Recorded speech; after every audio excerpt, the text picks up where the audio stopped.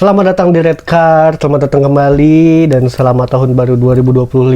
Kemarin kita libur dulu ya, seminggu. Ya, libur sejenak untuk bisa menikmati tahun baru dan bisa bersama teman-teman dan bersama keluarga. Betul. Dan sekarang kita akan membahas banyak kejutan-kejutan di dunia sepak bola ya, apalagi ini adalah minggu-minggu yang memang kejutannya itu dari dalam dan luar negeri ya. Betul. Lokal maupun interlokal. Ya. Paket data dong. Kayak di Liga Inggris ini sekarang lagi panas-panasnya. Arsenal udah naik lagi di runner up. Ya. Terus City juga udah mulai kembali ke performanya. MU yang bisa menahan imbang Liverpool. Yang tidak diduga-duga, bener banget. Dan banyak orang yang menyangka itu akan jadi 7-0 part 2. MU akan jadi lumbung gua, tapi mengejutkan MU di malam itu tampil luar biasa. Betul. Ya, at least 2-2 untuk lawan Liverpool. Di kandang Liverpool udah. Betul. Oke banget lah. Kita mulai dari Arsenal dulu ya. Arsenal yang mulai kembali ke posisi 2 klasemen Liga Inggris, yang kemarin bisa berhasil mengalahkan Brentford di hari Kamisnya tanggal 2. Lalu seminggu setelahnya bisa menahan imbang Brighton. Ini sebenarnya agak aneh Brighton ditahan imbang oleh Arsenal. Dan faktornya mungkin bisa banyak karena Arsenal juga beberapa pemainnya ada yang cedera ya. Ada yang cedera. Tapi menurut gue tuh Brighton memang giant killer. Sulit ketika tim-tim besar melawan Brighton, memang Brighton sulit dikalahkan, apalagi dengan kedalaman skuadnya yang menurut gue memang cukup. Buat gue Brighton tuh cukup sesuai kebutuhan dengan pelatih mereka. Cuman ya namanya juga Brighton. Bisa menang lawan tim besar tapi sulit melawan tim kecil, hingga akhirnya dia tetap di posisi 10 kan ya? 10 ya? Ya 10. Tapi Brighton itu kan emang dari di atas kertas ketika ngelawan Arsenal kemarin itu memang kelihatan yang lebih ngotot ya. Kelihatan yang lebih ngotot, lebih banyak shooting, pelanggarannya bahkan lebih banyak, walaupun secara penguasaan bola itu lebih banyak di Arsenal. Tapi Arsenal juga ya karena jadwalnya padat. Arsenal tuh bagus, cuman ketika di momen-momen penting itu Arsenal nggak bisa memanfaatkan apa yang harusnya jadi gol. Match itu bisa dia harusnya menang malah imbang, contoh lawan Brighton. Tapi Brighton pun ya di atas. Saya juga memberi kredit buat Brighton. Memang Brighton punya kualitas ya, dalam artian ya meskipun pemainnya tidak terlalu banyak dikenal, tapi ketika match penting mereka bisa keluar lah, bisa perform. Tapi sebenarnya ada yang kurang nggak sih misalnya di Arsenal dengan cederanya beberapa pemain gitu kan, terus bagian lini serangnya yang ternyata masih belum efektif, pasti ini butuh striker. Ya memang kebanyakan tim Inggris untuk saat ini memerlukan striker ya, contohnya MU kita tahu sendiri, bahkan City pun tidak harus mengandalkan Haaland. Memang masih memerlukan striker pelapis yang ketika Haaland nggak lagi perform. Chelsea memang perlu striker, bahkan Liverpool yang sekarang di puncak klasemen pun perlu striker. Malahan Arsenal secara pemain belakang oke, bahkan kiper sekarang pun dia bagus, David Raya. Gelandangnya menurut gue cukup solid, tapi memang permasalahan hampir semua tim Big Six itu permasalahan di striker. Permasalahannya pasti di striker. Itulah di Arsenal yang sekarang di posisi 2 klasemen dengan 40 poin. Poinnya sama dengan yang posisi 3 yaitu Nottingham Forest. Nottingham Forest ada di posisi 3. 5 in a row win. Memenangkan 5 pertandingan dari 5 pertandingan terakhir. Kecuali Nottingham Forest ya, itu Nottingham Forest strikernya di musim ini perform banget. Oke, poinnya sama itu kan. Kita doakan saja Arsenal, apakah dengan jadwal yang sangat padat ini dalam satu minggu mereka bisa ada 3 pertandingan kan? Iya. Dalam satu minggu mereka bisa 3 pertandingan, 2 pertandingan itu pasti akan membutuh Arteta butuh memutar otak untuk bisa merotasi pemain-pemain yang ada. Betul. Tuh, oke, kita beralih ke Chelsea yang sebelumnya ada di atas, sekarang malah turun, jeblok lagi, ada di posisi 4. Kalah setelah 2 kali. di 5 pertandingan terakhir dia kalah 2 kali, seri 2 kali dan menang sekali. Ya, Chelsea ini emang dari awal sih bilangnya nggak berada di title race ya. Mereka bilangnya nggak akan ngejar titel lah gitu kan. Tapi memang pelatih pun tahu kondisi tim seperti apa kan. Memang menurut saya tuh Chelsea tuh memerlukan perbaikan di lini belakang, di lini tengah. maupun di lini depan apalagi gitu ya, mereka nggak bisa mengandalkan Nicholas Jackson gitu ya. Nicholas Jackson tuh emang nggak bisa, setelah satu striker yang nggak bisa diandelin, apalagi setelah Mudryk. Oh iya, Mudryk terkena kasus doping, dan memang perlu banyak beli pemain mungkin di lini depan ya, di belakang, tengah ya, tengah pun nggak bisa hanya mengandalkan Cole Palmer kan. Iya, apalagi di 2 pertandingan sebelumnya Chelsea itu kalahnya dengan Ipswich yang sekarang posisinya itu masih ada di zona degradasi. Itu adalah hal yang mungkin cukup aneh bagi Chelsea yang sempat merasakan berada di posisi 2 klasemen. Gue pernah bilang kalau misalnya ketika Palmer gak perform, ketika Palmer di-cut perannya oleh pemain musuh atau ditutup, itulah Chelsea saat ini. Ya, betul. Mungkin sekarang klub-klub di Liga Inggris juga sudah tahu di mana celahnya Chelsea. Ya, celahnya Chelsea. Tutup aja Palmer. Ya, walaupun sekarang Chelsea punya pemain segudang, tapi ternyata tidak bisa memberikan impact yang lebih besar daripada Cole Palmer. Betul. Oke, itulah Chelsea ya. Kita doakan saja, walaupun memang Enzo bilangnya mereka tidak ada di title race, tapi ini adalah performa Chelsea terbaik daripada musim sebelumnya. Oke, kita lanjut ke Man City ya. Man City yang sudah bisa mulai menemukan kembali performanya setelah di 5 pertandingan terakhir. Dia bisa memenangkan 2 pertandingan, sekali seri dan 2 kali kalah. Sekarang ada di posisi 6. Posisi 6. Ini adalah posisi yang jarang sekali mungkin bagi Man City berada di posisi itu. Musim lalu juga gak pernah gitu kan. Dari 2016 pun mereka paling mentok posisi 4 atau 3 kalau nggak salah ya. Betul. 4 atau 3. Dan ini musim terburuk setelah eranya Pep Guardiola. Betul, gitu kan. Di 2 pertandingan sebelumnya kan City menang lawan West Ham dan juga Leicester. Ya, kita tahu sendiri Leicester sekarang kondisinya seperti apa. Meskipun masuk Van Nistelrooy. Tapi kalau misalnya pemainnya masih sama dengan kondisinya yang sebelumnya juga sudah amburadul, pasti nggak akan ada perubahan yang signifikan. Ya, betul. Tapi tetap Man City pasti beli cukup banyak pemain di musim panas ini. Kita pun tahu Rodri masih cedera. Ya, beberapa pemain yang masih belum bisa perform. Contohnya Foden yang tahun ini sangat flop sekali. Musim ini Grealish. Ya, meskipun pasti banyak mengeluarkan pemain juga, soalnya kan ya dengan kasus mereka. Iya, dengan kasus mereka yang ratusan tuntutan itu juga masih belum tahu selesainya kapan. Jadi sepertinya di Januari ini nggak akan ada transfer. Kayaknya. Sudah ada beli kemarin dia. Siapa? Ada pemain muda. Ya siapalah namanya itu. Pemain yang udah ada beli. Posisi berarti, tapi posisinya udah tahu. Apa ya, di Fabrizio waktu kemarin ya. Gue belum baca tuh. Ya itu mungkin, tapi untuk pemain-pemain yang di first team kayaknya bakal tetap dipertahanin. Masih belum ya gitu kan. Masih belum, apalagi Rodri dengan cederanya ya juga sampai sekarang masih belum kelihatan kapan akan sembuh. City itu perlu pelapis untuk di lini tengah dan lini depan. Kalau belakang sih menurut gue udah oke. Kiper dia udah punya Sven Ortega, belakang udah punya pelapisnya. Gelandang tuh kalau misalnya De Bruyne sama Rodri nggak ada memang. Iya, apalagi De Bruyne itu udah mulai berumur kan, udah mulai berumur. Terus ketika Haaland sama Foden gak perform, kan dulu masih ada Julian Alvarez. Ya. Ketika Julian Alvarez keluar, inilah City sekarang. Tapi Julian Alvarez kan di klubnya sekarang berada di posisi 2 La Liga.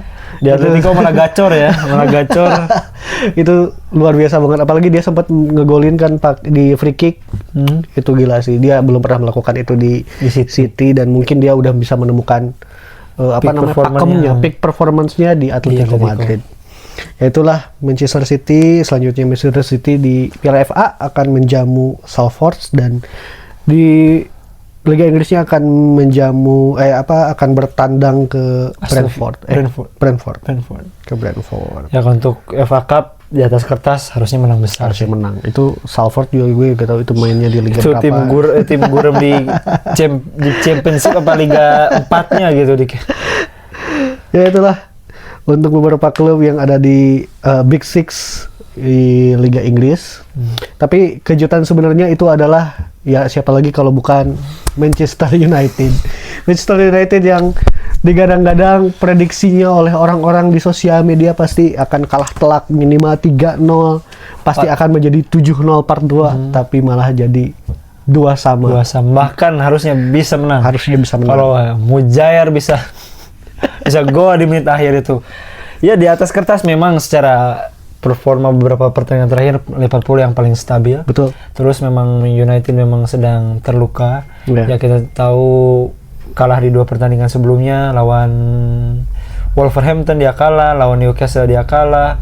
Tapi ketika lawan Liverpool itu United dengan performa yang lain gitu. Beda lain waktu malam tadi. Ngelihat pertandingan kemarin, buat lu man of the match-nya siapa? Buat gua Maguire. Betul. Maguire ini ajaib sebenarnya. Ajaib. Dia bisa solid untuk bisa di lini pertahanan MU yang bahkan ya Liverpool termasuk kesulitan untuk bisa menembus pertahanan MU saat itu. Kalau misalnya nggak karena penalti mungkin MU bisa masih menang. tetap menang gitu. Bruno oke di match itu, dia perform. Tapi gue taruh kredit buat Maguire sih ajaib itu back ajaib. Ya mungkin karena dia dikabarkan akan mendapatkan opsi 1 tahun tambahan kontrak, jadi dia akan membuktikan untuk bisa semangat nih, gue masih bisa. El Kampret kembali ke performnya. Maguire tuh pas musim pertama itu Maguire. Ya. Gue melihat Maguire di musim pertama MU malam tadi. Ya mungkin sekarang Maguire sudah bertemu lagi dengan dirinya yang lama. Gue lihat Amad Diallo seperti biasa dia main bagus. Garnacho cukup bagus dan siapa bek kiri itu? Diego Dalot malam itu main bagus ya, karena dari awal-awal gue pernah bahas dari tahun-tahun lama itu karena Trent Alexander-Arnold. Ya Trent Alexander-Arnold ini kelihatan banget dia kesulitan untuk bisa menahan di sisi kiri. Itu dikritik oleh banyak orang sekarang ini gitu kan, dan menjadi salah satu penyebab kenapa Liverpool tidak bisa memenangkan pertandingan kemarin. Trent itu secara attacking 10/10 lah, 9/10, bahkan gue bilang 10/10, tapi secara defensif 2/10. Bahkan dari dulu hasil imbang lawan Crystal Palace kah atau apa gitu, itu semua golnya itu serangan dari sisi kiri, yang 2-2 atau yang kalah 2-0 kalah apa menang lah, apa imbang lah waktu itu semuanya serangan dari Trent Alexander-Arnold di kiri. Trent Alexander-Arnold ini emang bikin kelihatan Dalot tuh jadi bagus. Dalot yang selama ini kita anggap bahwa ya ini pemain yang seharusnya udah bisa diganti lah atau misalnya dijual gitu. Tapi ketika misalnya dihadapkan dengan TAA kemarin di pertandingan lawan Liverpool, itu kelihatan Dalot malah jadi kelihatan bagus gitu. Itu sangat aneh gitu kan. Tapi ya itulah sepak bola gitu kan, itulah sepak bola yang nggak bisa kita tebak prediksinya. Mungkin kalau di hal yang lain secara matematik mungkin 1+1=2, tapi kalau di sepak bola 1+1 bisa 15. Iya betul banget gitu kan. Tapi yang bikin gedek termasuk Bruno ketika wawancara setelah pertandingan, termasuk Amorim yang setelah pertandingan press conference adalah kenapa mereka tidak bisa memberikan performa yang sama di pertandingan sebelumnya. Betul. Bahkan Amorim pun bilang ya memang malam ini kita benar-benar tim yang berbeda. Dia bilang mentalitas kita keluar malam hari ini. Yang mungkin gua harap sih setelah pemain-pemain United dan Amorim bisa belajar dari match-match yang kalah sebelumnya.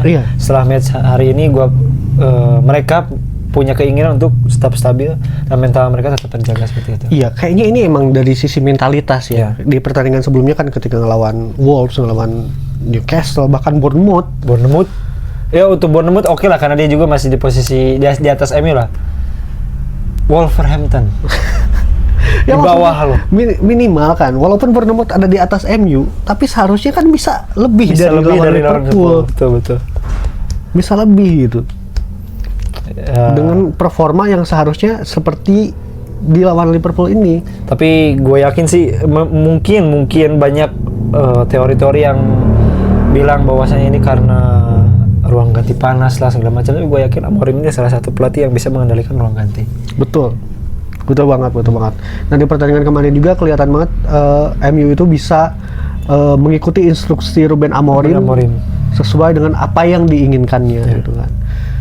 Tapi yang paling disorotin adalah di bagian depan yaitu Højlund.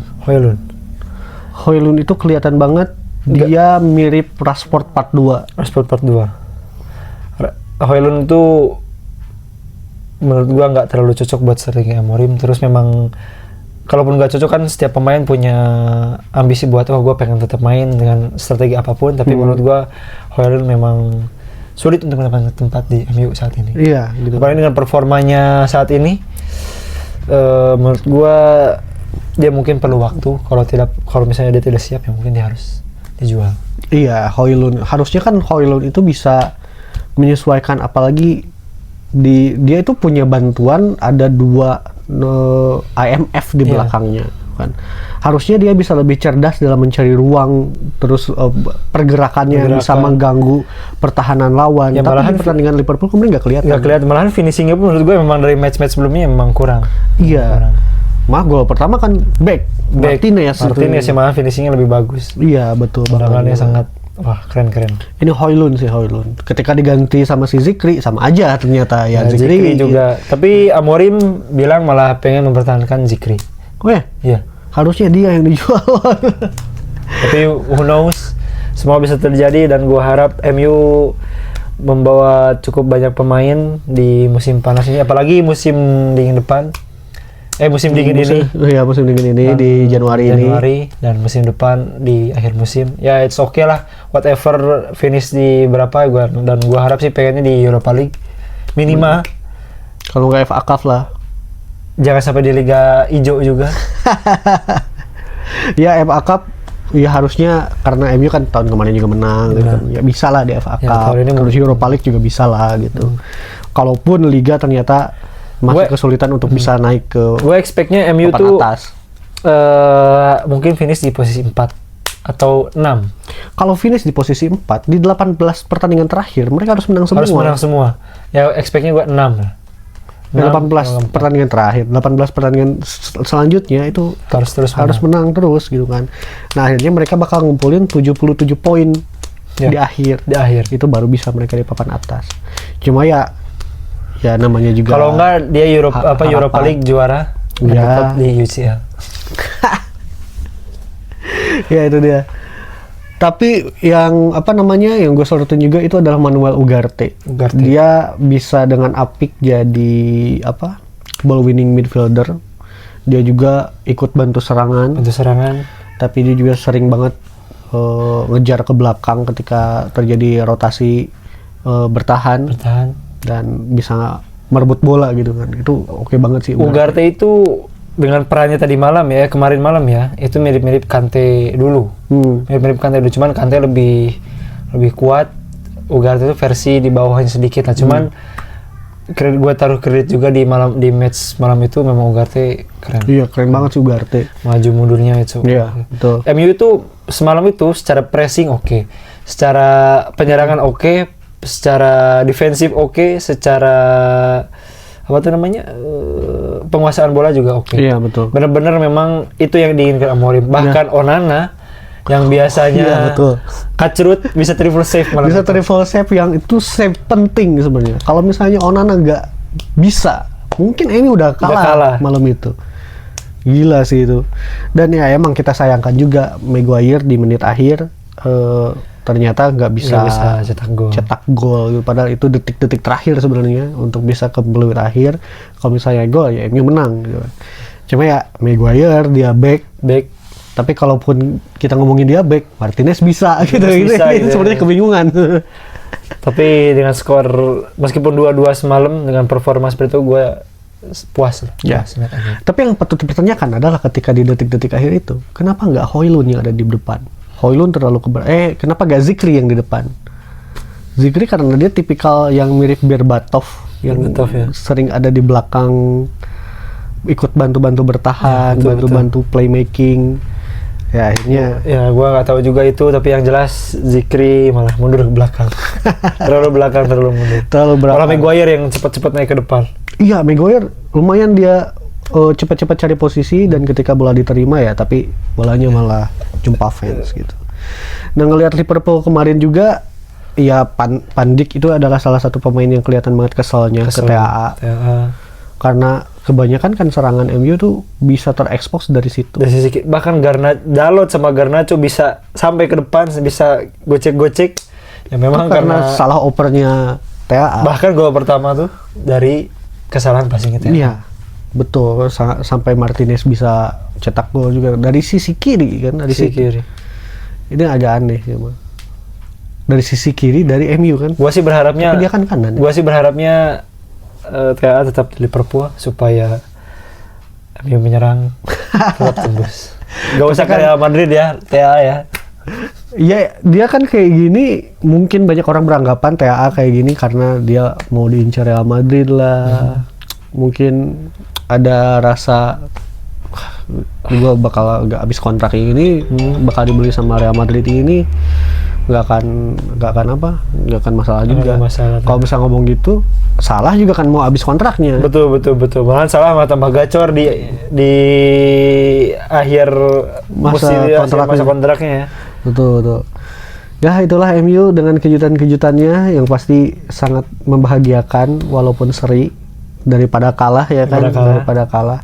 Dan anehnya kan MU itu di 10 pertandingan terakhir itu seri 2-nya itu sama City dan City menang ya? Lawan City menang. Pokoknya lawan tim atas itu aneh banget gitu. Nah, harusnya, ya semoga saja MU bisa di semua pertandingan mentalitasnya dan performanya bisa sama. Jangan sampai kendor, jangan sampai dengan sama kayak pertandingan sebelumnya bikin kita. Semoga tim kebanggaan kita tetap bisa konsisten. Ya itulah dari MU ya walaupun sekarang masih ada di posisi 13 dengan 23 poin, mudah-mudahan bisa memberikan performa terbaiknya di pertandingan selanjutnya. Oke, itu dia di Liga Inggris, liga yang paling kita senangi, liga yang paling banyak ditonton orang-orang. Nah, di Indonesia kabar buruk datang nih. Sintayong secara resmi diberhentikan secara mengejutkan ya oleh PSSI.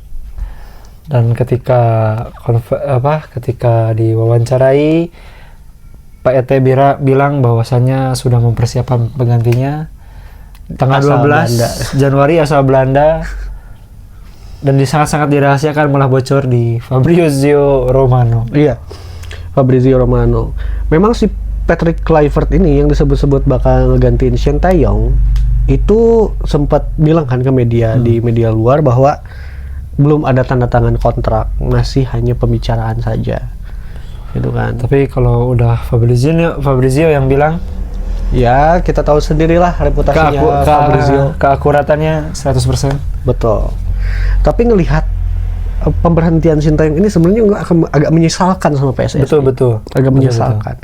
Di kontrak itu emang tertulis bahwa Sintayong itu banyak target yang nggak bisa dicapai di kualifikasi kemarin ketika misalnya lawan Cina atau misalnya nggak belajar bahasa Indonesia dan lain sebagainya. Dan AFF itu nggak ada di kontrak katanya. Betul.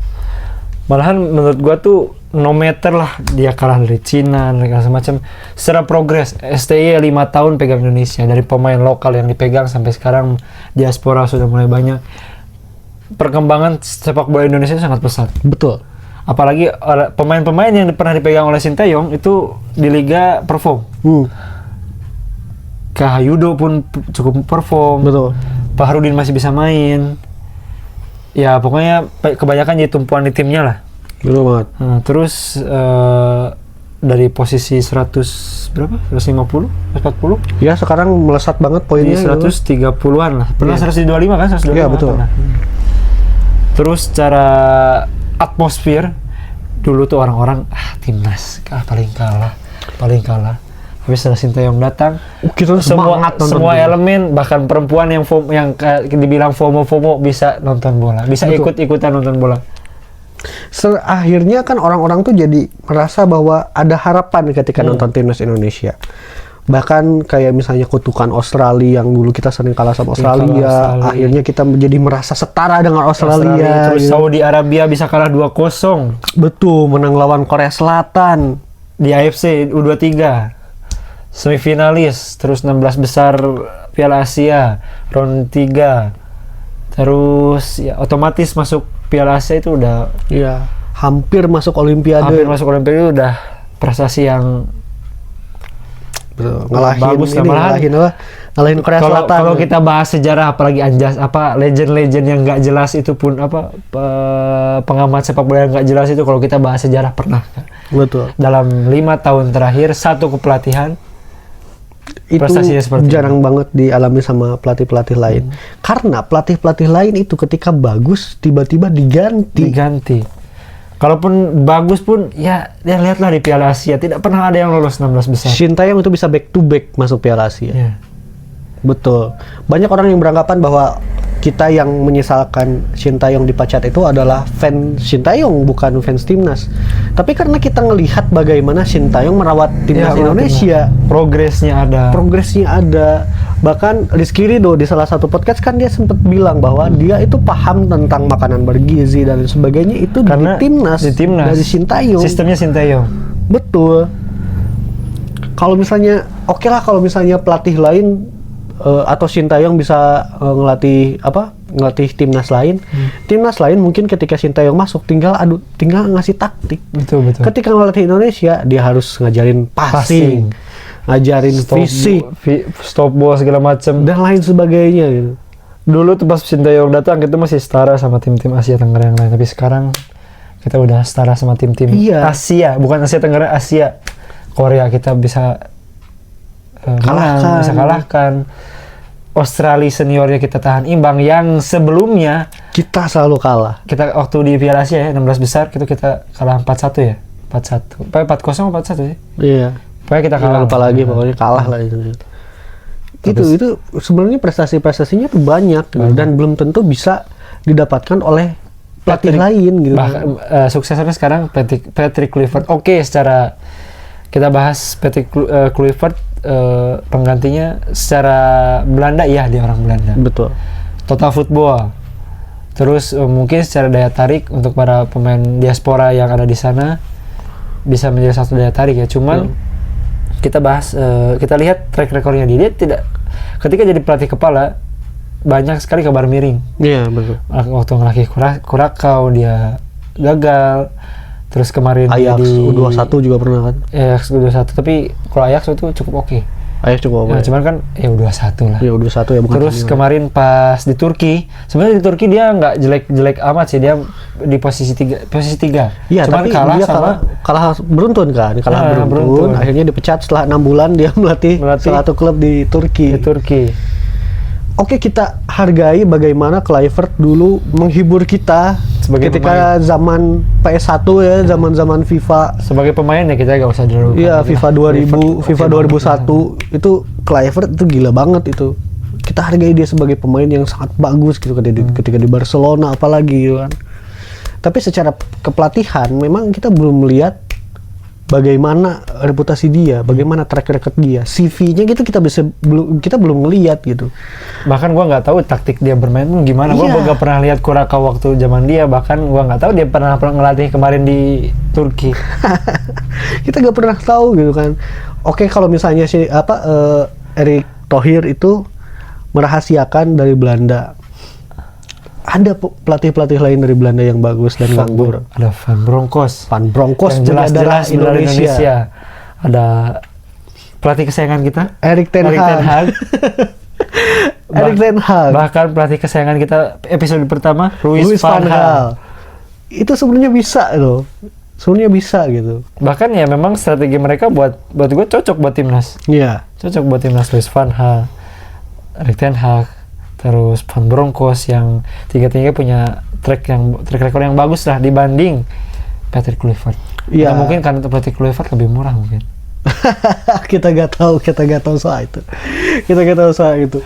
Tapi yang pasti harusnya bisa cari yang terbaik lah. Ya. Shin Tae-yong itu udah nggak pernah ngelatih timnas yang masuk Piala Dunia. Ya. Gitu. Bahkan sebelum masuk timnas Indonesia dia sempat punya tawaran dari salah satu klub Cina dengan tawaran yang lebih besar, tapi dia lebih memilih Indonesia. Iya, dengan progres yang luar biasa lebih bagus panjang gitu ya, karena proyeksinya lebih oke gitu. Iya, gitu. Terbukti, terjawab. Indonesia sekarang ada di titik ini salah satunya karena Shin Tae-yong. Kalau ngomongin AFF guys udah beda dengan timnas sekarang. Ngapain lagi harus mikirin AFF gitu. Gua bingung dengan, gua nggak tahu latar belakang apa yang membuat Sintayong dipecat. Yang jelas kalaupun alasan karena AFF, menurut gue itu kesalahan Erick Thohir yang terbesar selama dia menjabat. Iya, gitu. Walaupun katanya di kontrak tidak ada klausul harus AFF. menang di AFF. Terus juga ya namanya sepak bola, gue harap sih yang terbaik untuk timnas, siapapun pelatihnya, mau itu Kluivert, Ten Hag, Van Gaal, Van Bronckhorst, kalaupun pelatih lokal yang keinginan tuh si Toel pun kalaupun bisa bawa menang, gua dukung. Tapi gua harap sih Kluivert mungkin hokinya di Indonesia. Gua harap hokinya di Indonesia. Tapi kalau misalnya dilihat nanti sampai Juni nih, ternyata nggak bisa memberikan hasil yang sama seperti Sintayong, ya ternyata jelek keputusannya. Gua nggak mau itu menjadi keputusan Mancini jilid 2. Yang dulu di Inter Milan, Erick Thohir ganti Mancini dengan pelatih siapa gitu namanya, dan itu menjadi salah satu kesalahan Erick Thohir. Dan gua gak harap sekarang juga tidak menjadi bumerang. Betul. Buat Erick Thohir. Tapi gue berharap sih, emang PSSI kan belum resmi siapa pelatihnya. Kluivert juga masih menyangkal bahwa belum ada tanda tangan kontrak.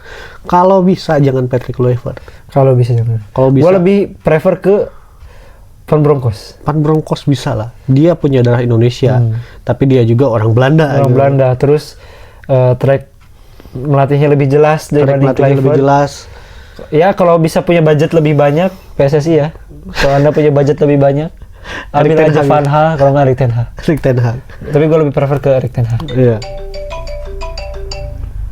Kalau misalnya, kalau kayak misalnya soal tadi, setiap pelatih itu kan punya gaya bermain. Setiap pelatih punya gaya bermain. Kita tahu gaya bermainnya Erik ten Hag kayak gimana. Kita tahu juga gaya taktiknya Van Gaal kayak gimana. Van Bronckhorst juga kita tahu. Adalah banyak lah media yang bahas. Maksudnya yang tim-tim dia yang udah dipegang lah. Yang udah dipegang karena kita udah pernah lihat gitu bagaimana dia melatih, bagaimana dia menerapkan taktik. Kluivert ini kita nggak tahu.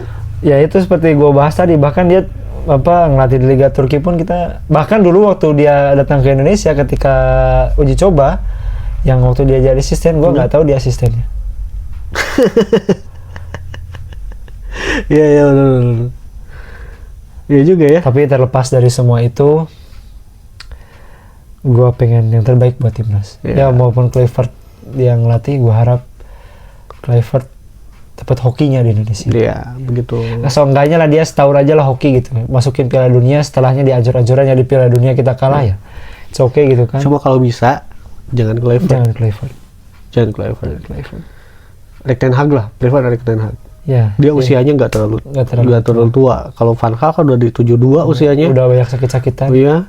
Ya jadi tim Pak Erik ya, Pak BUMN. Budget Anda pasti besar saya tahu. Ayolah, bawa aja Ten Hag. Ya. Kalau nggak Van Bronckhorst deh. Van Bronckhorst, gue lebih setuju Van Bronckhorst. Gue pernah baca berita di salah satu media. Jadi ketika Erick Thohir ditanya apakah pelatih timnas selanjutnya itu pernah pelatih MU, ya Erik ten Hag cuma senyum doang gitu. Gue nggak tahu tandanya apa. Gue nggak ngerti apakah itu tandanya mahal gitu, atau misalnya oh iya atau misalnya. Tapi gue lebih percaya bahwasannya pilih Patrick Kluivert itu bukan karena penjelasannya, tapi karena budgetnya lebih murah. Gue tau lah PSSI kayak gimana. Iya juga sih ya. PT gue harap lu pilih Kluivert bukan karena budgetnya lebih murah. Iya kan dulu Luis Milla sama STY kan dulu diadunya di harga kan. Iya betul. Kita tuh gak mau ketika kayak zaman Alfred Riedel kan. Ya. Dia tuh sebenarnya udah bagus, tiba-tiba diganti. Terus zaman siapa lagi yang bagus diganti? Luis Milla juga dia udah bagus diganti. Selalu seperti itu gitu kan. Dan kita ini udah menaruh harapan banyak buat timnas. Kita udah menunggu-nunggu banget buat Maret nanti ketika ngelawan Bahrain. Yang ingin kita balas. Sementara sama Cina. Track recordnya ketika ngelatih Krakow, Kluivert kalah 4-0 sama Bahrain. Bahkan Krakow waktu itu didominasi pemain keturunan Belanda. Betul. Apa bedanya dengan Indonesia kalau begitu? Ya, tapi akhirnya kita sulit banget kita buat mikirin akan seperti apa komposisi pemain. Komposisi pemain. Betul. Kalau misalnya oke digambarkan Ten Hag bakal jadi pelatih timnas Indonesia, kita bisa nentuin kayak misalnya atau memprediksi atau bisa mengira-ngira atau menganalisis siapa yang akan jadi back, siapa akan jadi back di sayap, siapa yang akan jadi pemain gelandang. Iya. Menurut gua pemecatan Sintayong juga itu terlalu cepat, terlalu dini. Gua sih lebih ya oke lah kalau misalnya dipecat. Tapi setelah ronde 3 ini berakhir. Betul. Barulah Kalau misalnya gagal di ronde gagal di 3. ronde 3. Tapi ya katanya dipecat di sekarang-sekarang supaya masih ada waktu untuk latihan, untuk bisa menganalisis dan sebagainya. Ya, kita lihat lagi nanti, semoga di bulan Maret timnas kita bisa mengeluarkan perform terbaiknya seperti pada eranya Sintayong. Betul ya, buat Bapak Sintayong ya, kita sangat menghormati Anda. Hamida, terima kasih. Kita sangat berterima kasih atas apa yang sudah didedikasikan untuk 5 tahun bersama timnas Indonesia. Bukan waktu yang sebentar juga. Betul banget. Bukan perjalanan yang mudah juga. Betul. Memulai segalanya dari nol sampai sekarang 5 tahun tuh dari zaman gua awal masuk kuliah, dari lulus SMA awal masuk kuliah sampai sekarang udah jadi sarjana, melihat progres timnas luar biasa. Luar biasa. Ini adalah hal yang sebenarnya kita tuh gak pernah kira-kirakan bahwa Sintayong akan dipecat. Dan gua kira pun ya nunggu kontrak habis aja gitu kan. Di 2027 kan. Kalaupun nggak nunggu kontrak habis, ya mungkin setelah ronde 3 baru dia diganti. Tapi ya kita lihat sendiri saja nanti. Kalau misalnya Kluivert bisa, oke, kita lihat aja nanti Maret, kita lihat nanti Juni, ya berarti itu pilihan yang tepat. Tapi kalau enggak ya wassalam. Itulah untuk timnas Indonesia, pokoknya doa terbaik aja untuk timnas Indonesia. Dan sekali lagi terima kasih Bapak Shin, semoga bisa, pengabdianmu akan selalu kami kenang. betul, semoga bisa sukses di lain waktu. Jangan sampai nanti kita ketemu lagi sama Sintayong menjadi tim lawan, Apalagi di Asia Tenggara. betul, tapi ternyata malah kalah gitu kan. Ya sudah gitu kan, terima kasih. Oke, itu dia timnas Indonesia, kabar buruknya yang ternyata sungguh membuat kita sedih. Hari Galau Nasional. Oke, kita mulai lagi ke bahasan lokal ya. Tim kesayangan kita juga, tim kebanggaan daerah kita, yaitu Laskar Badak Putih. Laskar Badak Putih, Laskar Cikondo Dalam. Persatuan Kesebelasan Cianjur. Perkesit. 5 pertandingan Di Liga di Liga 4 Seri 1 Jawa Barat. 2 kali kalah, 3 kali imbang. Apa yang salah dari Perkesit, Zial? Sebagai, ya mungkin sebagai mantan pemain atau misalnya pemain di liga-liga, pernah di Liga 3 juga kan? Gue sebetulnya bingung ketika bahas Perkesit ini karena gue ingin berkata jujur, tapi kejujuran itu yang malah gue hancur. Secara secara taktis aja. Secara apa sih taktis sebenarnya yang salah? Ya, secara taktikal ya, gue ngelihat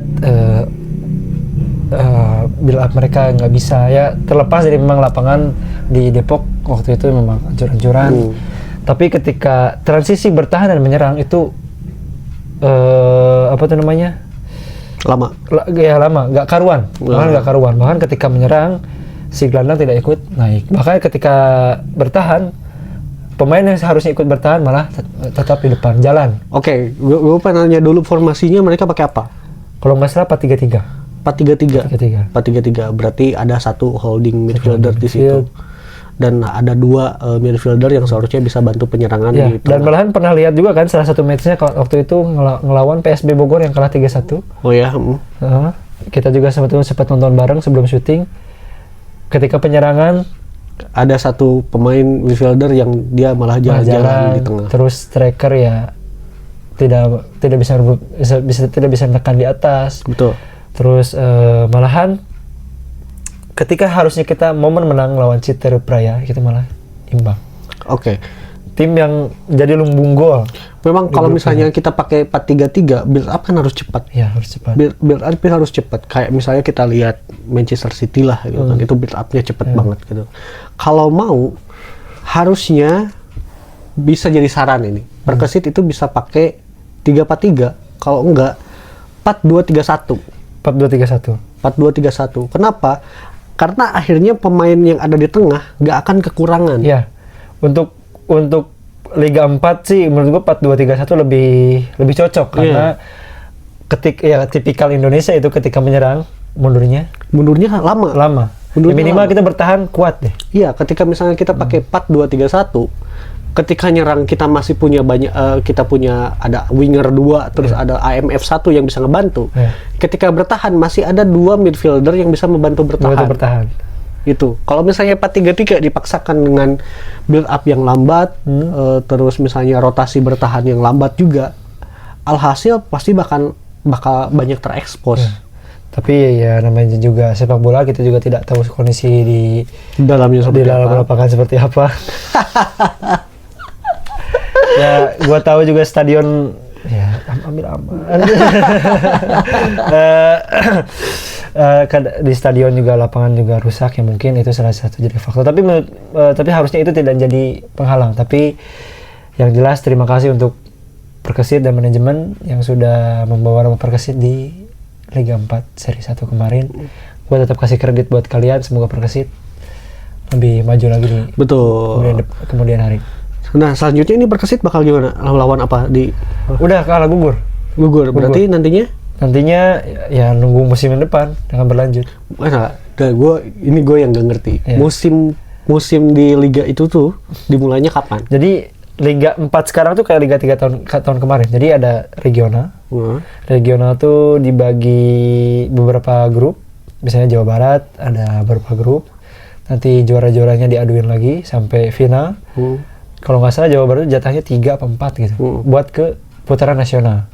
Jadi kita melawan perwakilan provinsi lain yang udah lolos diaduin. Jadi tiap daerah tuh jatahnya beda. Jawa Timur bisa 8 apa 5. Nah, berarti musim yang akan dihadapi oleh Perkesit lagi di musim depan. Tahun depan berarti. Ya. Tapi yang gue jadi catatan adalah Perkesit di musim ini mereka persiapan sangat panjang. Latihan cukup panjang. Ya terlepaslah dia mau pilih pemain yang mana-mana, yaitu selera pelatih. Dan nggak pantasnya pemain yang sudah dipilih pelatih itu pantas. Cuman yang disayangkan itu ya ketika uji coba, mau menang mau kalah yang penting kita lawan tim. Ya oke lah kita awal-awal lawan tim-tim fan football, tim-tim Tarkam. Tapi kita tetap berprogres, jadi kita naik. Mau kalah mau menang yang penting kita lawan pemain yang bisa kelasnya bisa jauh lebih tinggi daripada ya kalau bisa lawan ya Liga 2. Ya kalau enggak kita lawan Liga 3 tapi yang katanya unggulan. Nah, iya. Ya entah itu kesalahan Dirtek, kalau ada Dirtek. Kalau ada. Iya. Sebelumnya ketika lu masih di Perkesit, ada Dirteknya. Mungkin ada, tapi kayaknya enggak sih. Kayaknya enggak ya. Mungkin ada, tapi kayaknya enggak. Bahkan waktu dulu uji coba hanya ya sekedar uji coba lah. Iya. Enggak kayak, bahkan sekarang tuh kayak bikin story cari kawan tanding. Itu yang gua sayangin sih. Ya sekelas Perkesit harusnya bisa memanajemen hal itu lebih rapi lagi. Iya, harusnya bisa mengontak ke daerah-daerah tetangga ya. kayak misalnya. Ya pelatih kan biasanya dia punya kenalan pelatih lain kan. Sukabumi atau misalnya Bogor, Bandung Barat juga ada kan. Ataupun ya harusnya punya Dirtek lah, jadi mempersiapkan kayak kita kesini nanti uji coba. Pelatih Pak Dirtek saya pengen ini sama tim Liga 3. Jadi uji coba tuh yang pertama pasti lawan di bawah selevel sama yang di atas levelnya. Betul. Tapi kemarin yang gue lihat nggak ada. Ya intinya terima kasih para pemain Perkesit dan manajemen sudah membawa Perkesit di titik ini. Tetap jaya terus Perkesit. Betul Perkesit. Semoga bisa bisa memberikan di musim depan progres yang bisa lebih bagus lagi gitu. Gitu kan. Terus kalau bisa undang saya. Kalau misalnya pengen ada yang diliput apa sebenarnya gampang banget gitu. Kalau mau tanya-tanya juga tanya dia aja, jangan saya. Gampang banget gitu kan, supaya Perkesit itu bisa keluar lah insight-nya, terus misalnya bisa dikenal sama orang, ternyata Perkesit lagi kayak gini. Perkesit itu ya memang perlu modernisasi. Modernisasikan gitu kan. Tapi ya sangat disayangkan ya, kemarin sempat banyak yang bilang Perkesit sekarang anti kritik, tapi itu bukan keluar dari mulut saya, tapi semoga itu benar-benar tidak terjadi di Iya, Perkesit. gitu kan kita memberikan masukan karena ya kita sebagai salah satu orang Cianjur gitu kan, putra daerah di Cianjur pasti ingin melihat Perkesit. Bahkan ingin terjun langsung ya Absal Iya, ya, Absal, bahkan ingin teman terjun langsung kalau misalnya sedang ada acara apa, akan ada press conference, silakan, gampang banget gitu kan. IG itu di awal video ada. Kalau saya sudah. Oh, Saya sudah. di 2019. Oh, sudah. Sudah di 2019. Iya, Ingat dulu, kan? Iya, Ingat? betul. Dulu ketika Azia masih di Perkesit, ketika misalnya ada berita apa Perkesit bisa mengalahkan apa, beritanya tuh dari Azia. Azia yang ngasih tahu ke saya bahwa Perkesit menang lawan apa, dia yang ngasih fotonya, foto dia sendiri.